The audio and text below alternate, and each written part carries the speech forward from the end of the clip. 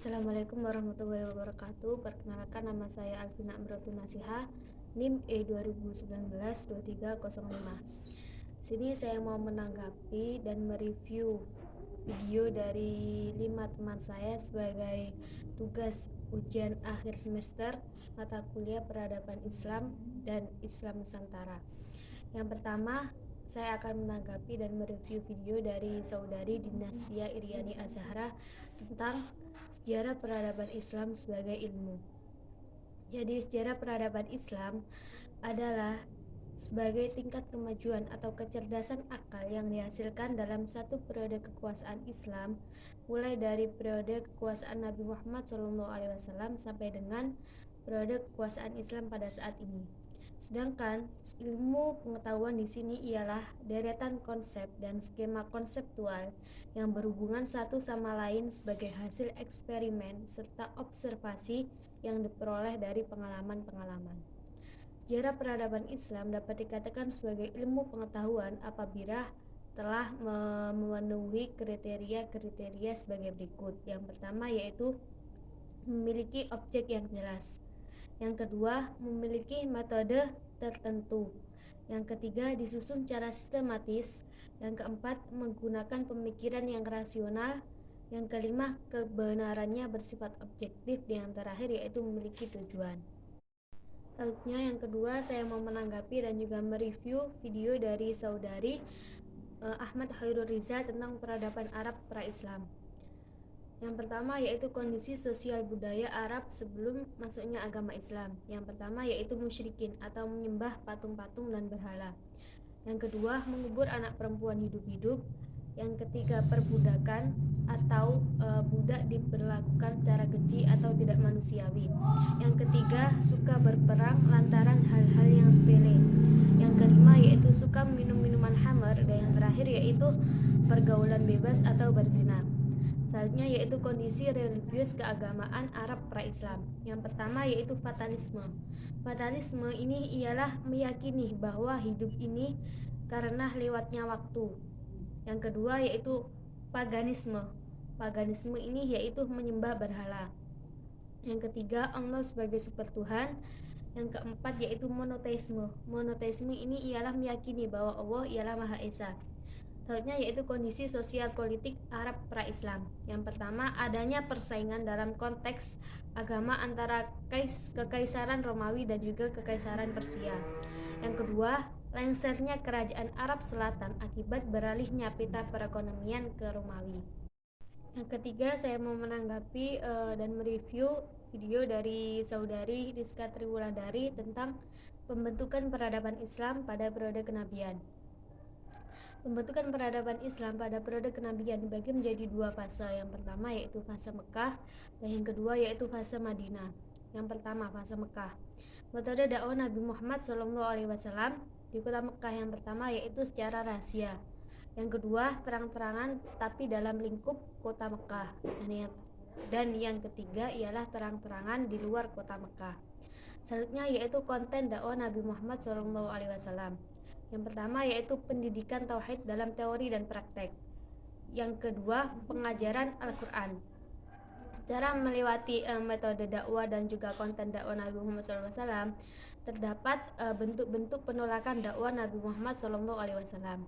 Terdapat beberapa kelompok. Yang pertama yaitu kelompok lunak. Kelompok lunak ini ialah kelompok yang tidak menerima dakwahnya Nabi Muhammad SAW. Yang kedua, kelompok semi lunak. Kelompok semi lunak ini ialah kelompok yang menolak dakwahnya Nabi serta menghina atau menfitnah Nabi Muhammad SAW. Yang terakhir yaitu kelompok kasar dan keji. Kelompok kasar dan keji ini ialah kelompok yang menolak dakwahnya Nabi Muhammad SAW dan juga menfitnah Nabi serta mempunyai rencana membunuh Nabi Muhammad SAW. Selanjutnya yaitu faktor-faktor penolakan dakwah Nabi Muhammad SAW. Yang pertama yaitu faktor bidang politik kekuasaan. Yang kedua, bidang sosial.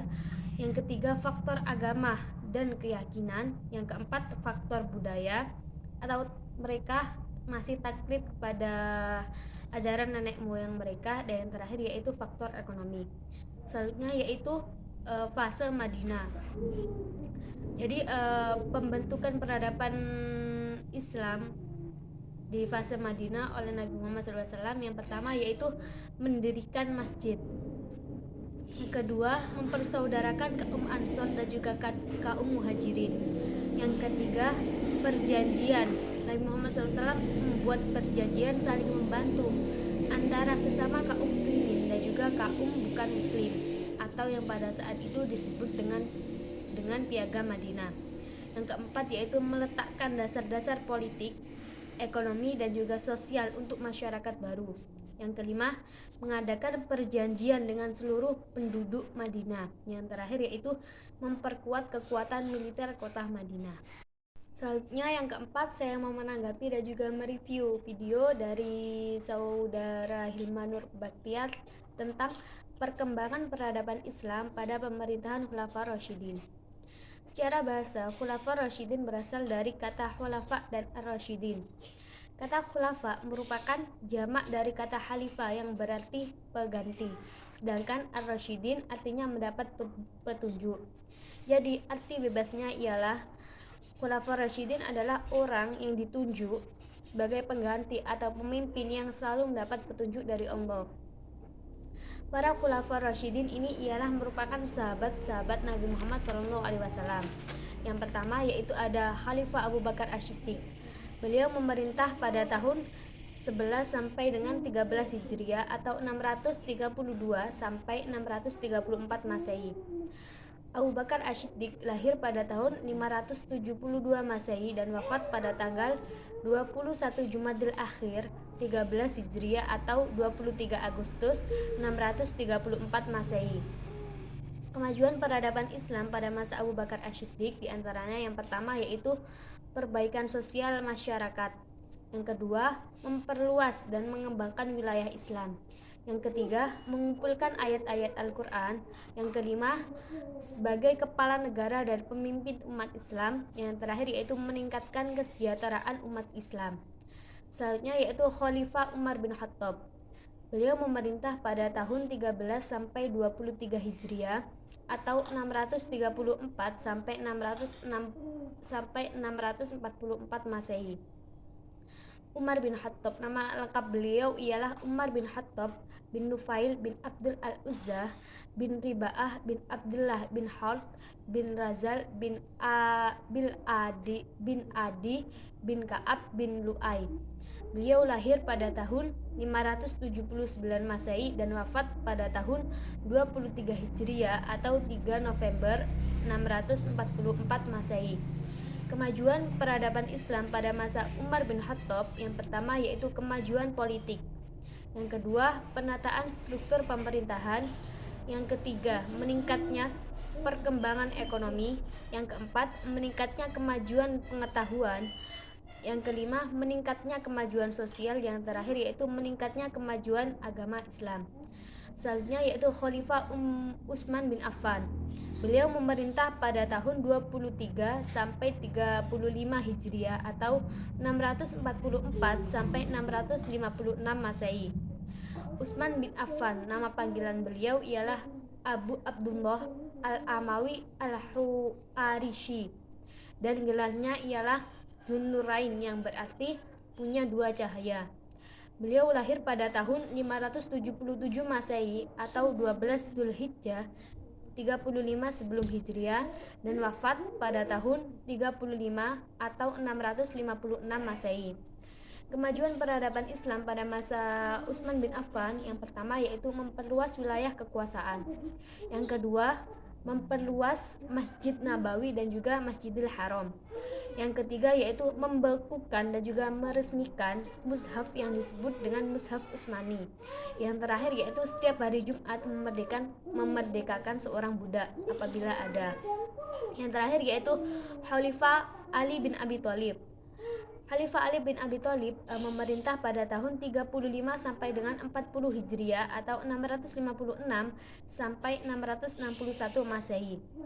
Ali bin Abi Thalib bin Abdul Muthalib adalah sepupu Rasulullah SAW. Beliau lahir pada tahun 23 Masehi dan wafat pada tahun 40 Hijriah atau 661 Masehi. Kemajuan peradaban Islam pada masa beliau ialah yang pertama, mengaktifkan kembali sistem distribusi pajak tahunan. Yang kedua, selektif dalam seleksi gubernur dan juga pengawalnya. Yang ketiga, sistem renumerasi. Sistem renumerasi ialah sistem penyempurnaan gaji para pegawai. Yang terakhir yaitu menjunjung tinggi kepentingan rakyat. Selanjutnya yang terakhir, yang nomor kelima, saya mau menanggapi dan juga mereview materi dari video saudari Uswatun Hasanah tentang puncak kemajuan peradaban Islam pada pemerintahan Abbasiyah. Pemerintahan Abbasiyah didirikan oleh Abdullah Asy-Syafa Muhammad bin Ali bin Abdullah bin Al-Abbas pada tahun 104 sampai dengan 136 Hijriah. Pendirian dinasti ini atau dinasti Abbasiyah dilatar belakangi oleh kaum Abbasiyah. Mereka lebih berhak memimpin umat Islam dibanding dengan Bani Umayyah. Mengapa? Karena mereka ialah keturunan Bani Hashim, yang dimana secara nasab lebih dekat dengan Nabi Muhammad SAW. Terdapat 3 poros utama dalam mendirikan dinasti Abbasiyah. Yang pertama yaitu Humaymiyah atau Yordania dijadikan pusat perencanaan. Yang kedua, Kufa atau Irak sebagai kota penghubung. Yang ketiga yaitu Khurasan sebagai pusat gerakan praktis. Khalifah pemerintahan dinasti Abbasiyah yang pertama yaitu ada Abul Abbas Asy-Syafa. Beliau memerintah pada tahun 132 sampai 136 Hijriah atau 749 sampai 754 Masehi. Abu Abbas Asy-Syafa adalah khalifah pertama dinasti Abbasiyah. Ia mendapat gelar Asy-Syafa yang artinya pengalir darah karena ia menjadi pengancam bagi orang-orang yang menentangnya, khususnya bagi Bani Umayyah dan para pengikutnya. Selama kepemimpinannya, Abul Abbas Asy-Syafa ini tidak terlalu fokus untuk menaklukkan daerah lain karena pertempuran di kawasan Turki dan Asia Tengah terus bergolak.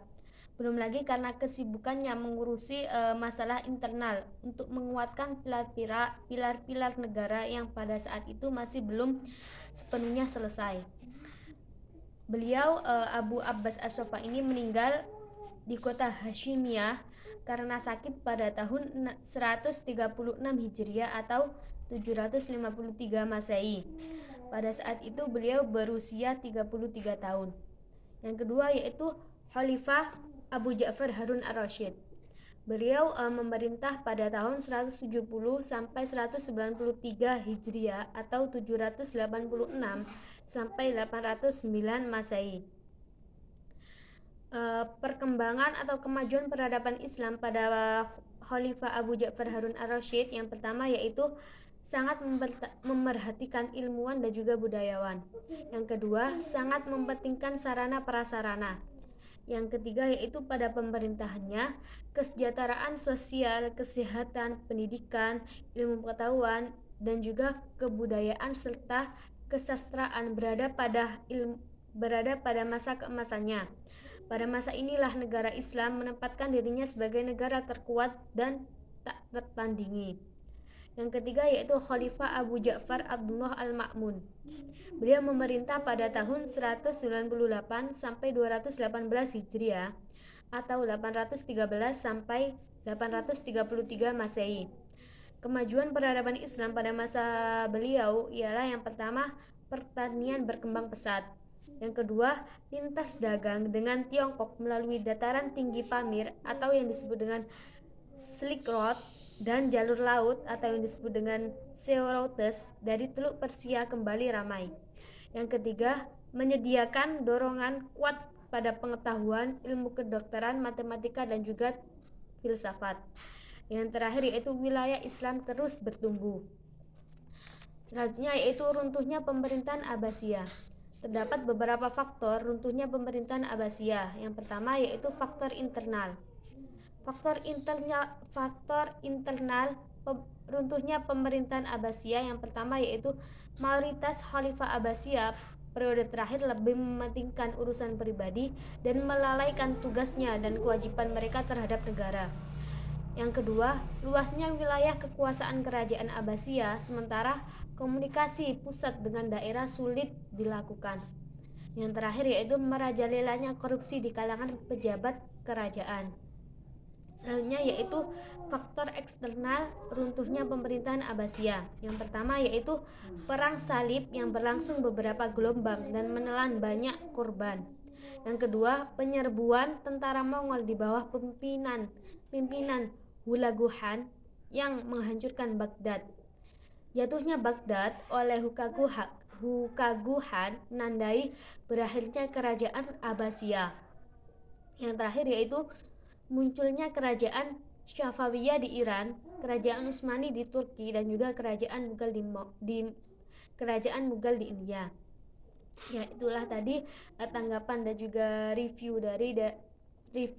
video saya dari 5 teman saya sebagai tugas UAS mata kuliah peradaban Islam dan Islam Nusantara. Semoga bermanfaat. Wallahul muwaffiq ila aqwamit thoriq. Wassalamualaikum warahmatullahi wabarakatuh.